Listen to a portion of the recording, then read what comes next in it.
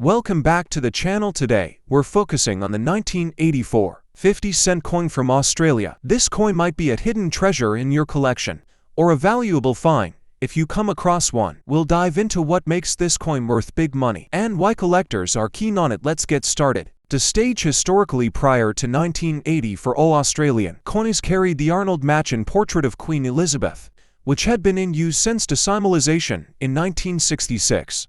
But in 1980 for a new effigy by sculptor Raphael Makhlouf was introduced. This was a major shift because it updated the Queen's appearance and gave a fresh look to Australian currency. So when you pick up a 1980 for 50-cent coin, you're actually holding the very first year of the Makhlouf obverse, something collectors value as it marks the beginning of a new era in design. The reverse of the coin stayed the same in 1984. The Australian coat of arms designed by Stuart Devlin. This iconic image, with the kangaroo and emu supporting the shield of 6 state badges, has remained a consistent feature since 1969. What makes 1984 significant is not the reverse design but the combination of Devlin's timeless coat of arms with the brand new Makhlouf effigy on the obverse. This pairing makes the 1984 issue a milestone in the 50-1 series, and many collectors specifically seek out first-year design changes.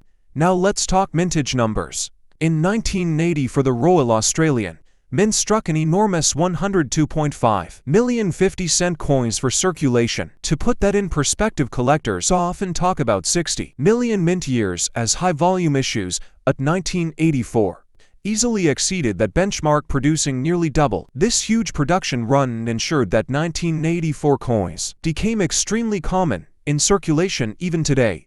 They turn up regularly in pocket change, making them relatively easy to find because of this massive mintage. Most circulated examples hold little premium over face value. So what is the value of the 1980 for 50-cent coin today? In circulated condition, they are generally only worth 50 cents because so many were made. However, condition is everything in coin collecting. An uncirculated example, especially one that has been carefully preserved since 1984, can fetch around $2 to $5. On the secondary market, the proof versions struck in small numbers for collectors and included in annual sets are far more desirable. Depending on quality and packaging, proofs can range from $15 to $40 or more, since they showcase a sharp mirror-like finish that standard coins don't. Collectors are often curious about errors and varieties, and while the 1984 issue isn't known for dramatic varieties, error coins from this year can still turn up. Off-center strikes, clip plankets, and die cracks are some of the possibilities. Such errors are highly sought after because they stand out from the enormous mintage and can sell for anywhere between $50 and a few $100s depending on severity. For many collectors hunting through large volumes of 1984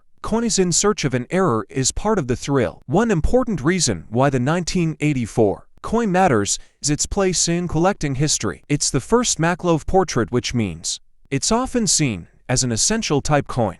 When collectors build type sets, they usually include one example of each obverse design, and the 1984 coin is the one that represents the start of Makhlouf's era. That makes it more significant than its sheer mintage numbers suggest. Even though it's common, its historical role ensures it will always have a place in Australian numismatics. If you were a subscriber to mint-issued sets back in 1984, you'd have received a pristine proof or uncirculated example directly from the Royal Australian Mint. This highlights the value of subscriptions that guarantee you high-quality coins each year, often before the general public realizes their significance. For modern collectors, subscribing to mint releases is a way to avoid missing out on important first-year issues like the 1984 Makhlouf portrait, which decades later become milestones in collecting. Another factor that makes the 1984 50-cent interesting is its role in teaching collectors about mintage versus value. With over 100 million struck, it shows that high mintage usually equals low rarity, but it also illustrates how first-of-type status can balance that out. While you won't retire on a circulated 1984 coin, it's still an important coin historically, and in top condition, it has genuine collector value. This is why many numismatists encourage new hobbyists to collect by type and design change, not just rarity, because historical milestones are just as important as low mintages. So in conclusion, the 1984 Australian 50-cent coin is an accessible yet meaningful addition to any collection. It introduced the Raphael Maklov portrait, produced over 100 million pieces, is circulation and remains widely available. In everyday condition, it's worth face value, but uncirculated and proof examples are much more desirable. With proofs reaching $40 or more, it may not be rare, but it's historically significant, and that makes it a must-have for serious collectors. If you enjoyed this exploration, don't forget to like, subscribe, and follow, because every coin from the common to the rare has a story worth telling.